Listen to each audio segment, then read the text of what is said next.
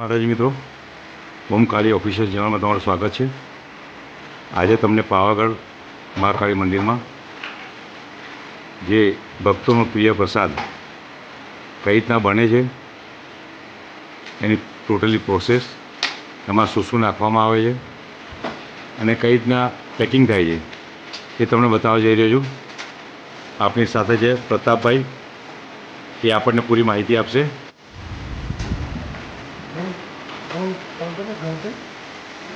ગૌતી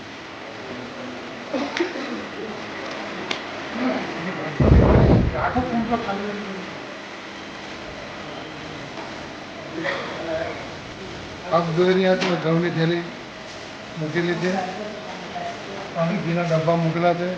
તમે ગોળનો બી જથ્થો જોવો છો। સમગ્ર આઈટમ ગોળ, ઘી, ઘઉંનો લોટ મિક્સ કરી સુખડી બને છે। આપ જોઈ રહ્યા છો સુખડી મશીન। ઘઉં ક્યાં દળવામાં આવે? તમે તૈયાર લોટ લાવો છો? ના, એ ઘંટી આ બાજુ આવો, બતાવી દઉં। ઘંટી બી તૈયાર જ છે।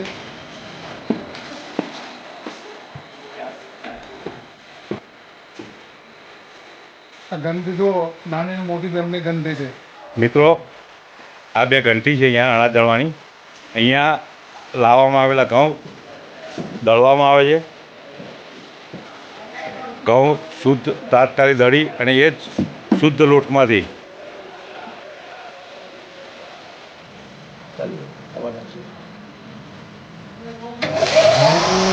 આપ જોઈ રહ્યા છો ઘઉંનો લોટ દળાઈ રહ્યો છે।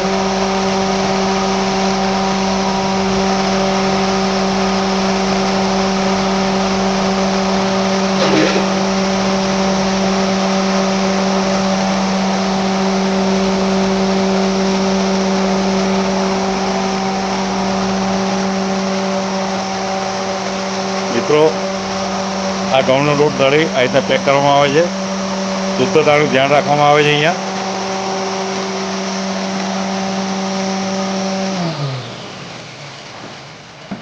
ઘઉં દળ્યા પછી એની અંદર ગોળ મિક્સ કરવામાં આવે છે। આપ જોઈ રહ્યા છો બિલકુલ શુદ્ધ ગોળ આ રીતના ભાગી અને એને નાખવામાં આવે છે। ત્યારબાદ આ ઘી વાપરવામાં આવે છે। ગાયના ઘીમાંથી સુખડીનો પ્રસાદ બને છે। આની અંદર કેટલા કિલો ઘી નાખવામાં આવે છે? 52 કિલો ઘી નાખવામાં આવે છે। 42 કિલો ગોળ નાખવામાં આવે છે અને 60 કિલો ઘઉંનો લોટ નાખવામાં આવે છે। ત્યારે એક ગોન તૈયાર થતો હોય છે।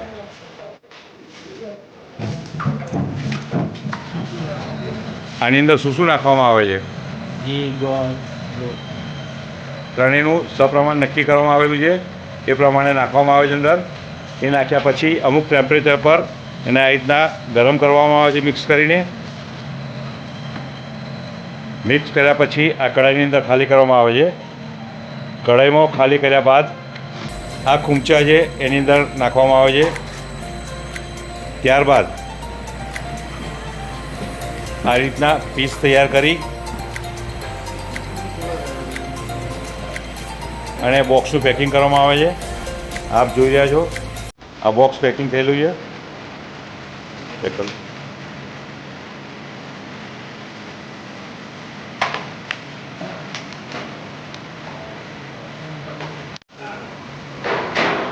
મિત્રો, આ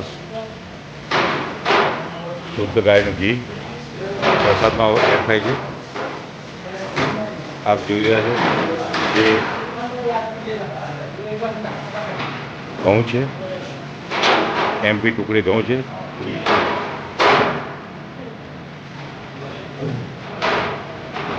આ ગોળનો સ્ટોક છે, ત્યાં શુદ્ધ ગોળ વાપરવામાં આવે છે। આ તમામ વસ્તુઓ મિક્સ કરીને ઘી, ગોળ અને લોટ ત્રણેયને મિક્સ કર્યા બાદ એને ભઠ્ઠીમાં કઢાઈમાં નાખવામાં આવે છે અને અમુક ટેમ્પરેચર નક્કી કરેલું હોય તે ટેમ્પરેચર પર એને ગરમ કરવામાં આવે છે। ત્યારબાદ જ્યારે સુખડી તૈયાર થઈ જાય છે ત્યારે એને આપ જોઈ રહ્યા છો કે કઢાઈમાં નાખવામાં આવે છે।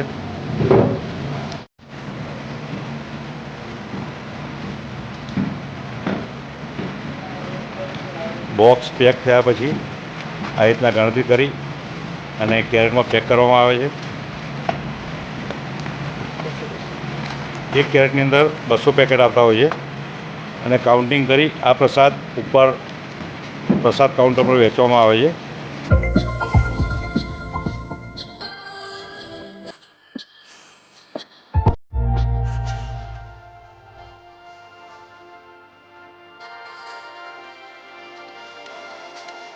આપ જે બોક્સ જોઈ રહ્યા છે ખાલી પ્રસાદના બોક્સ છે,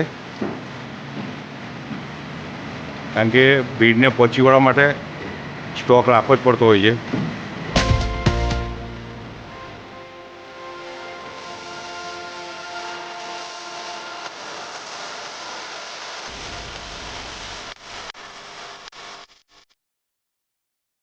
મિત્રો પ્રસાદ તૈયાર થઈ ગયો છે, હવે શેકાઈ ગયો છે. બસ થોડી જ વારની અંદર એને બહાર કાઢવામાં આવશે.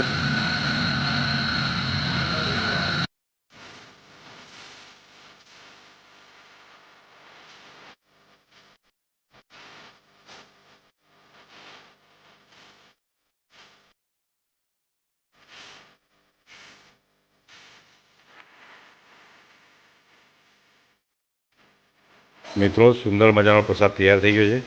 આ પ્રસાદને હવે બહાર કઢાઈમાં કાઢવામાં આવશે.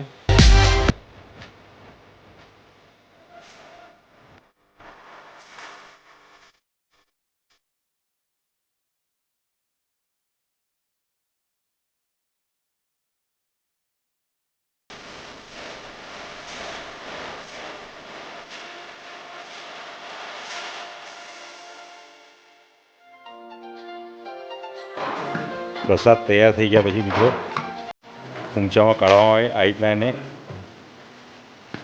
ડીશ બનાવવા માટે તૈયાર કરવામાં આવે.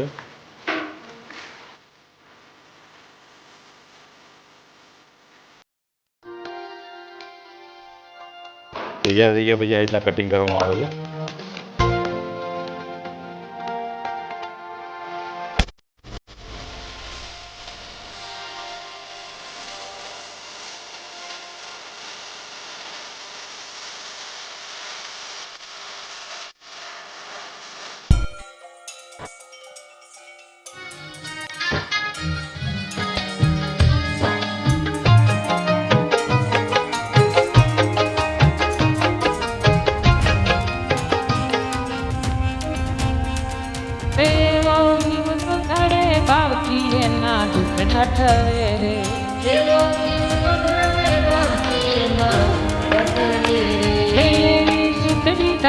શ્રદ્ધાથી સુખડા મળે રે.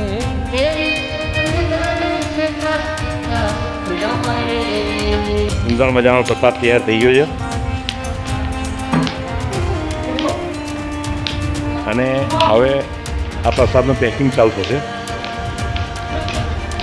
આપ જોઈ રહ્યા છો બધા કર્મચારી પ્રસાદનું પેકિંગ કરી રહ્યા છે. અને મેં અગાઉ જેમ કીધું તમને કે આ પેકિંગ થયા પછી મંદિરની બાજુમાં પ્રસાદ કાઉન્ટર છે, ત્યાં પ્રસાદની વહેંચણી કરવામાં આવે છે.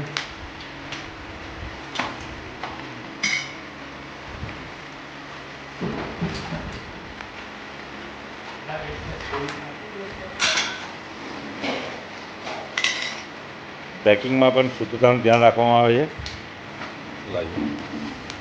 આપની સમક્ષ પ્રસાદ તૈયાર થઈ ગયો છે.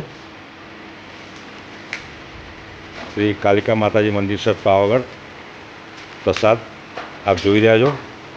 આ રીતના પ્રસાદની પૂરેપૂરી પ્રોસેસ થાય છે. પ્રોસેસ કર્યા પછી માતાજીને ધરાઈ અને એ પ્રસાદ ભક્તોને આપવામાં આવે છે.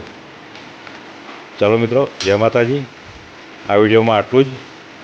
વિડીયો યોગ્ય લાગે, સારો લાગ્યો હોય તો મારી ચેનલને સબસ્ક્રાઈબ કરો, શેર કરો અને બીજા વિડીયોમાં મળીએ ત્યારે. જય માતાજી.